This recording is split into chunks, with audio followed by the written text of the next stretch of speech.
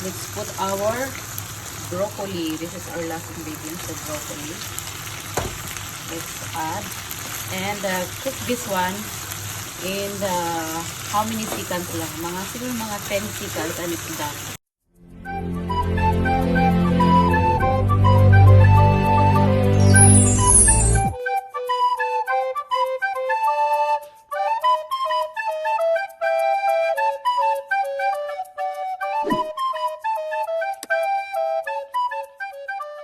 Hi guys! How are you today? Ayan, Cebuana ako is here. Magluluto na naman ulit tayo ng stir-fry broccoli sa bacon and shrimp. Ayan.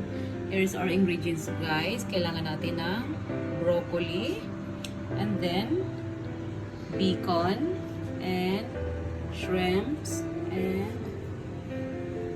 garlic, minced garlic, and then lagyan natin siya ng corn. Ayan, lagyan natin siya ng corn. And of course, ang ating pang stir fry is pwede siyang olive oil guys, optional. If you like olive oil, you can put olive oil or butter. This one is butter, and maybe I will mix butter and olive oil. Ayan, and then meron din tayong brown black pepper, and then meron tayong Chinese wipa na pangpalasa niya. Ito kasi ginagamit ko lagi sa aking pagluluto kasi masarap ang lasa niya. Okay guys, so now let's proceed to our next procedure. First, we have to boil our broccoli. Prepare our pan. Lagyan natin ng, let's put a half cup of water, and then let's boil this. Kasi mamaya later ilalagay natin ang ating broccoli if already boiled na siya. Okay? Just 1 minute cooking lang guys. Be sure na nagka-time kayo ha para hindi ma-overcook ang ating broccoli. Kasi madali maluto ang broccoli. Just 1 minute guys. You have to boil this only in 1 minute. And after boiling this one in 1 minute, you have to wash in a cold water and put a lot of ice para hindi siya mag-iba ang kulay ng ating broccoli. To prevent the green color of our broccoli, we'll have to wash this in warm water, and let's put a lot of ice. Yeah, that's it. Next, let's prepare our pan and let's put a lot of butter. Let's put a lot of butter. Para mabango siya. Yan.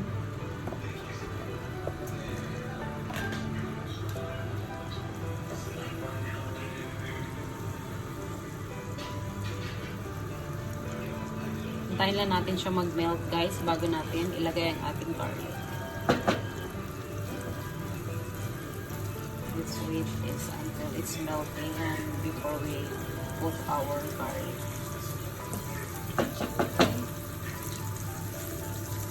So ayan, nag-melt na siya.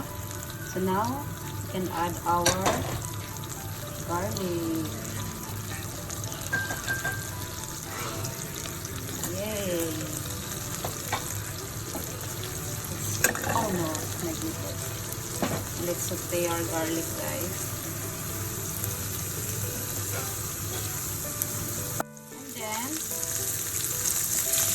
To our strength is we have to put our bacon. Let's put our bacon down. Laki na mga put ng bacon ko. Hindi pinipid. Huwag yung pipirin yung bacon nyo para masarap yung bacon. Masarap yung lasa ng ating stir-fry broccoli. Now let's add a brown black pepper guys. Ayan. If you like mas marami, mas maganda.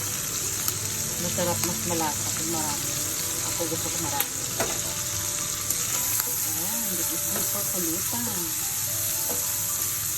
Pag umiinom kayo, namumulutan kayo, this is really good. And when it comes like this na, yung color niya, we have to put our corn. It's up to you if you like corn. This is optional lang guys. If you like lang naman, you can put it. Okay.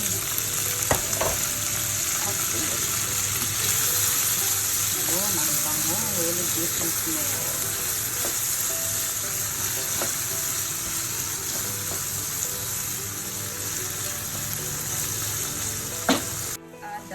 seasoning, yung panglasa natin. Let's add a Chinese wipa.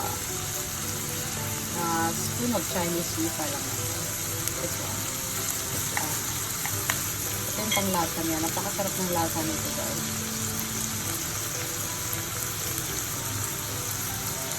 So, just mix it lang naman. Keep on mixing. Napakadali na ito, mga ano lang siyang recipe na to, mga ilang minuto lang. And how many minutes lang siya. Kaya naluluto na siya. Ayan, the smell is really good. Grabe, ang sarap ng lasa. Napakasarap. And now, let's add na our last ingredients, guys. Okay, let's put our broccoli. This is our last ingredient, the broccoli. Let's add. And cook this one in how many seconds lang?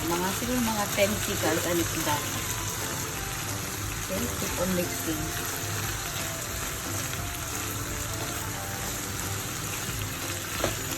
There you go! And guys, kung gusto nyo medyo konting malapot-lapot siya, you can optionally add also a cornstarch. Ayan. A melted cornstarch in a water. Ayan. I will add a little bit. Just a little. Para lang siya lumapot. Ayan. Para magiging saucy. Oh, wow. And this is done. We have to place this one. And there you have it. Our stir-fried bacon shrimp broccoli.